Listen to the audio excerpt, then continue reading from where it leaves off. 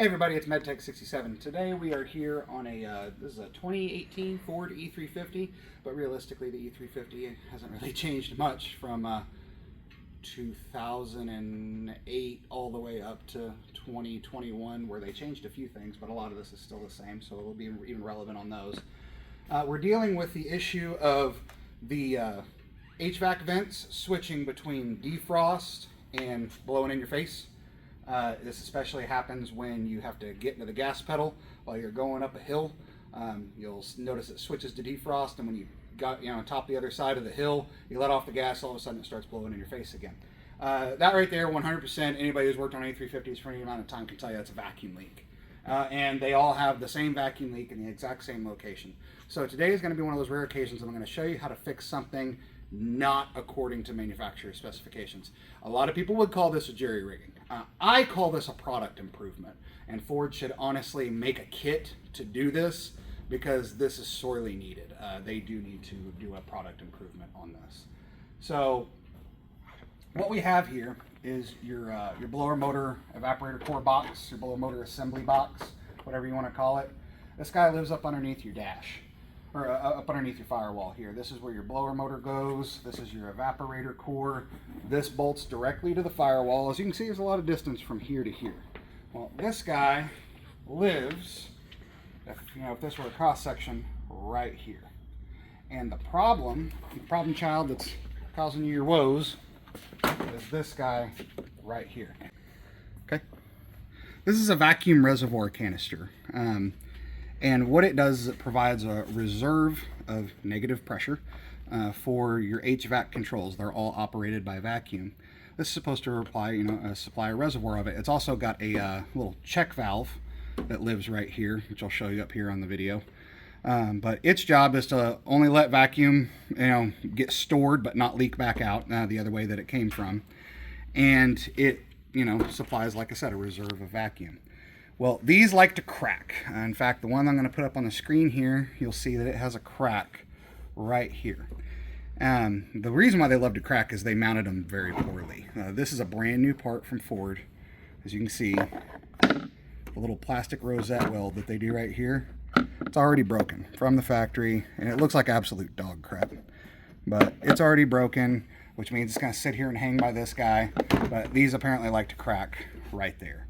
And when that crack forms, you're just constantly losing vacuum, and you're constantly requiring the engine to provide the vacuum. And when the engine experiences a high load condition, like heading up a hill or anything like that, you no longer have that vacuum, so you lose it.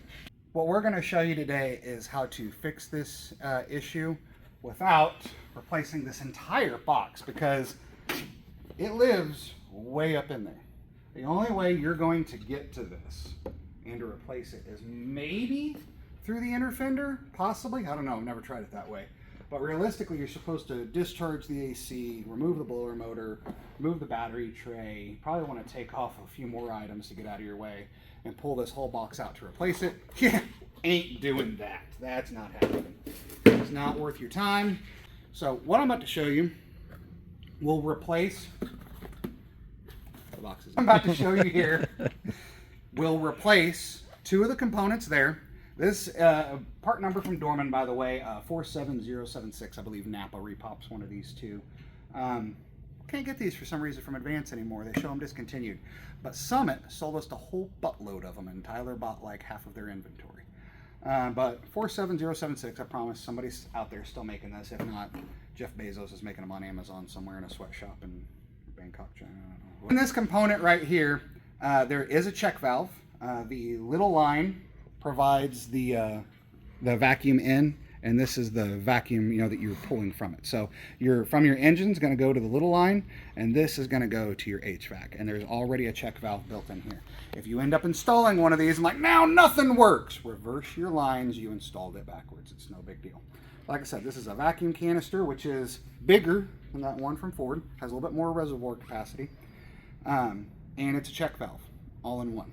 So we condensed two products into one, and we're going to put it in an area where it doesn't live in a hot engine compartment. I think that's honestly partly what causes these to fail, is they live right there next to the hot engine. I mean, literally, it's only about that far away from the exhaust manifold. That plastic gets hot, heat cycles, and vibrates around because it's only hanging by one little bolt, and it cracks, and you got this problem. and we're going to show you where we're going to put this. Before you get started, there's just a few things you're going to want to have on hand. First and foremost would be some type of fish, flexible fish. You can get these from Harbor Freight for next to nothing. You literally only need one stick of it. A little bit of electrical tape to hold on to the vacuum line to route that vacuum line. Next, you are going to need some vacuum line. I'd say about 6 feet of 5/32 vacuum line will do you just fine.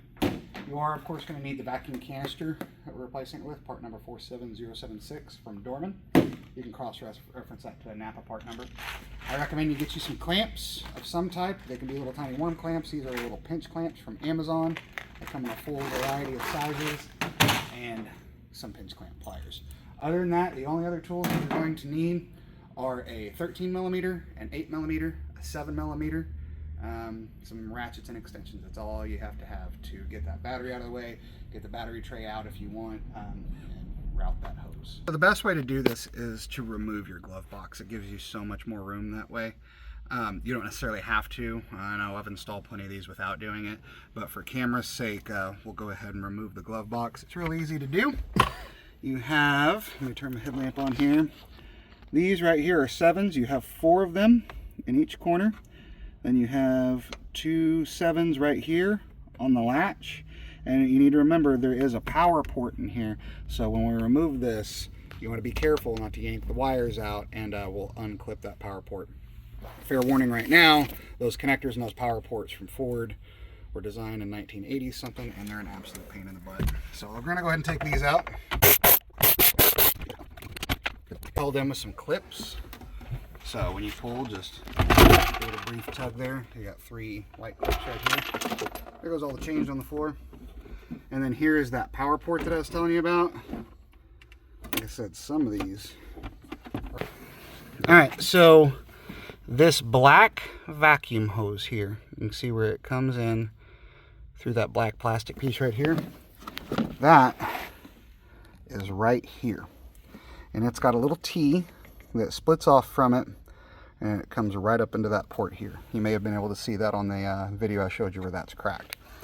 What we want to do is snip that black line as close to the firewall as possible. That'll give us the most line as possible to use left over. And we're basically intercepting it there, and we're going to mount our reservoir up in here and attach that black line to the use side, the supply side.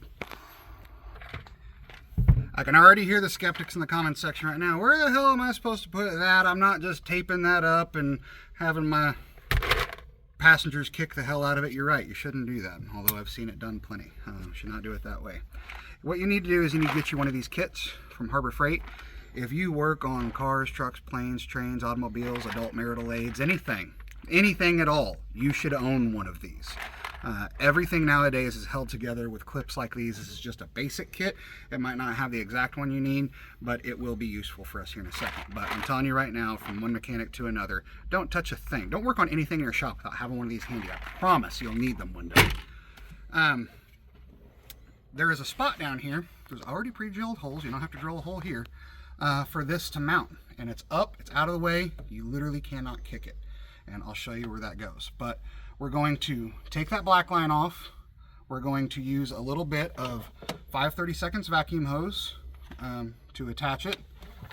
You might need some clamps. I don't know. Some do, some don't. It depends on, the hose and the nipple sizes. Everybody's nipples are different. All right, I'm going to put 2 arrows on the screen. There is a hole there and there. That right there perfectly fits this vacuum canister. I know, I swear, it's a match made in heaven. So there, I put the little clips in the holes to hold it up there. As you can see, match made in heaven. Up, out of the way, you're not gonna kick it. Okay, so we have our black line here. This is what we need to supply vacuum to. I've snipped it off the firewall there. Now this fits just fine inside this 5/32.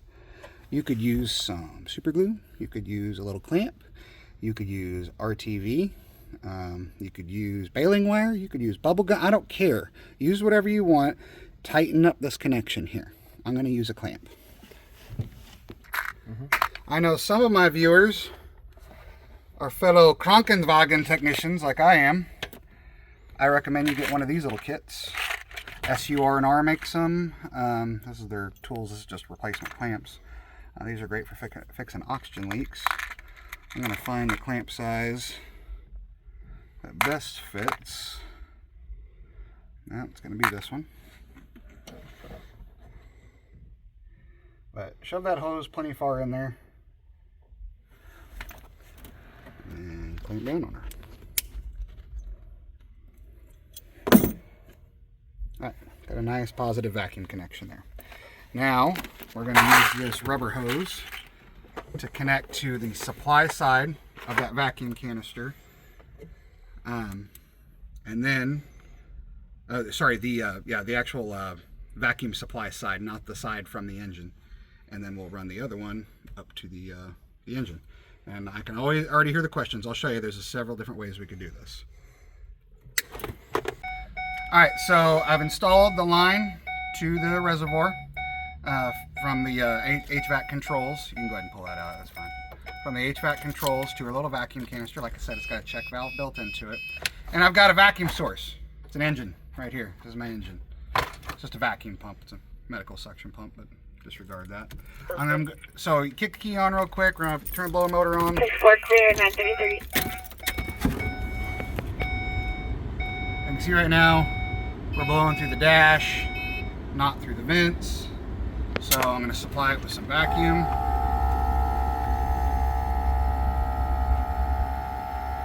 Now we're blowing through the vents. I'm going to let it go full Courtney Love for a second so it builds up a good reservoir of vacuum.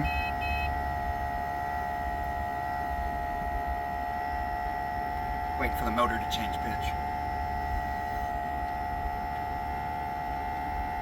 Alright, so we're going to mimic your truck going up a big hill and you're giving her the beans by losing vacuum.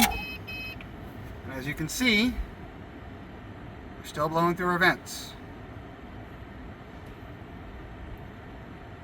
In fact, switch to defrost and then back to vents. You've probably got enough vacuum. See, it's got a defrost now. Go back to vent. You've probably got enough vacuum built up in that canister. See, going back through the vents. That it can even switch back and forth once if you needed to. So this is going to fix your problem is what I'm saying. So just install one of these in the passenger seat, hook it up to that, you're good to go. Okay, so now you're wondering, how do I hook this up to the engine? There are a few ways. It's totally up to you. There's a bolt that you can remove right over here. I've seen this done a lot. Remove a bolt. You're getting it. You can remove this bolt right here. You can pass this rubber hose through. It seals up pretty well and hook it straight to the intake manifold. You can totally do that. That's fine. I mean, it's not fine, but that's a way to do it. You can drill a hole right here in the firewall. Put a little grommet in there. Hook it right up to the intake manifold. The only thing that is vacuum controlled on these trucks anymore is your HVAC. You only have one vacuum line. That's all it does. Or, so you remember where it came through the firewall right there to begin with? We snipped that out. I pulled it out. Now I'm going to drill it out. That way you don't have to go buy a grommet. We can use this grommet here and keep the firewall nice and airtight. So we've got our old grommet trimmed up there. We're just going to shove that through the hole there. This is really going to help if you take your battery out. It's going to make it a lot easier to see that vacuum line come through.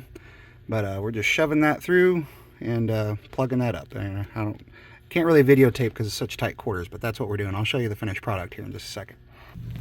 All right, you can see our hose there. Focus. This is our hose. Routed through a grommet. Focus.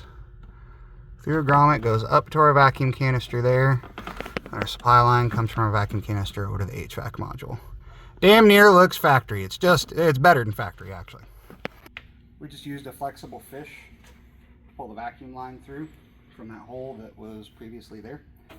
So we've got our vacuum line. We're going to run it pretty similar to the route that the factory one did. And it's like they knew you were going to be doing this, because this right here, this little black line, well, you've seen him in other appearances, such as right down there just a little bit ago.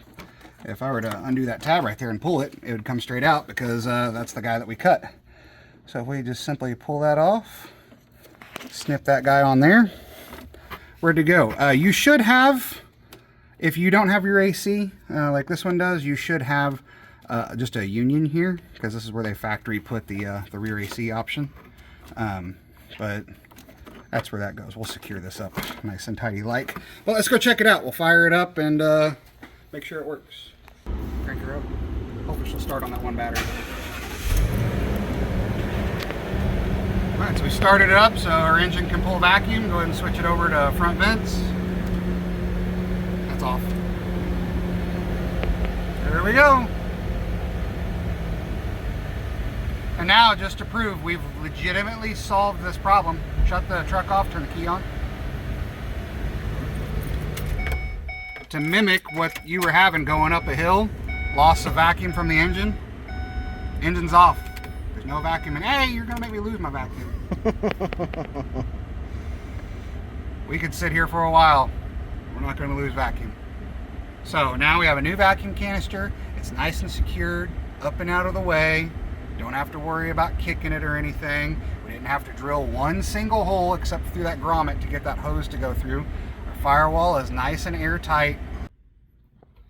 From this point on, it's a matter of put your battery back in, put your glove compartment back in, and you're good to go. I know this isn't the first video out here showing people how to fix this problem.